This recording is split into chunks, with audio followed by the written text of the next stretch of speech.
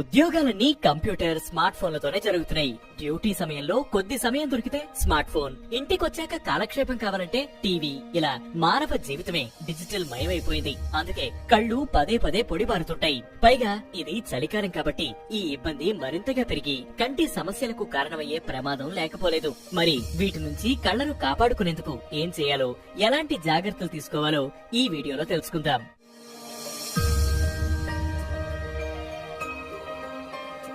కళ్ళు మంటగా ఉన్న, పొడిబారిన, గోరువెచ్చని నీటిలో ముంచిన క్లాత్ తో కళ్లను తుడిచి క్లాత్ ని వాటిపై కొన్ని నిమిషాల పాటు ఉంచాలి. ఇలా చేయడం వల్ల కళ్లకు సాంత్వన లభించడంతో పాటు కళ్ల మంటలు, పొడిబారడం, ఎర్రబడడం వంటివి తగ్గుతాయి. కళ్లకు కొబ్బరి నూనె రాయడం కూడా మంచిదే.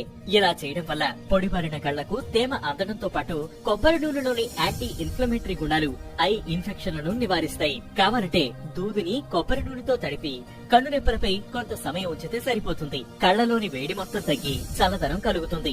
అయితే ఉపయోగించే కొబ్బరి నూనె రసాయనాలు కలిసినది కాకుండా నాణ్యమైనదయ్యేలా చూసుకోండి, లేదంటే కంటి చూపుకు ప్రమాదంగా మారుతుంది. కొబ్బరి నూనె మాదిరిగానే కలబంద కూడా కళ్లకు మేలు చేస్తుంది. పొడిబారిన కళ్లకి మాయిశ్చరైజర్ లా పనిచేసే కలబందను కళ్ళు ఉప్పిన, మంటగా ఉన్న కంటి చుట్టూ మృదువుగా మద్దన చేసినట్లుగా రాసుకోవచ్చు. అయితే కలబంద కళ్లలోకి పోకుండా జాగ్రత్త తీసుకోవాలి. ఇంకా రాసుకున్న 5 నిమిషాల తర్వాత గోరువెచ్చని నీటితో శుభ్రం చేస్తే చాలు. కలబందలోని యాంటీ ఇన్ఫ్లమేటరీ లక్షణాలు వాపు, ఎరుపుని తగ్గిస్తాయి. పొడిబారిన కళ్లకు రోజ్ వాటర్ కూడా ఉత్తమ రెమెడీ. రోజ్ వాటర్ లో ముంచిన దూదిని మూసి ఉన్న కనురెప్పలపై 5 నిమిషాలు పెడితే చాలు. అలసిన కళ్లకు మేలు చేసే విటమిన్ ఏ ఉంటుంది. ఇది పొడిబారిన కళ్లకు తేమను అందిస్తుంది. అయితే ఇలాంటి కళ్ల సమస్యలు ఏదో ఒకసారి ఎదురైతే ముందుగా చెప్పుకున్న సలహాలను ప్రయత్నించవచ్చు.